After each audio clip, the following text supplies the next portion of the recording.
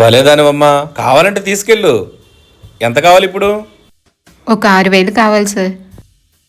ఇస్తాను కానీ ఎందుకు కంగారుగా ఉన్నావు? ఎందుకు డబ్బులు? ఆ దేవుడి దయ వల్ల గవర్నమెంట్ నుంచి పాపకు పెన్షన్ రాయడానికి వచ్చారు సార్. పెన్షన్ రాయటానికి వస్తే మంచిదే, కానీ డబ్బులు ఎందుకు మరి? అవేవో కాగితాల పని ఉంటుందంట కదా సార్. ఒక 10,000 ఇస్తే అవి ఏవో ఇక్కడే పూర్తి చేసి వచ్చే నెల నుంచి పెన్షన్ ఇస్తామంటున్నారు సార్. నా దగ్గర ఒక 4,000 ఉంటే ఇప్పుడే ఇచ్చొస్తున్నా. ఇంకో 6,000 కోసం మీ దగ్గరికి వచ్చాను సార్. ఏంటమ్మా, 10,000 ఇస్తే కాగితాల పని పూర్తి చేస్తారా?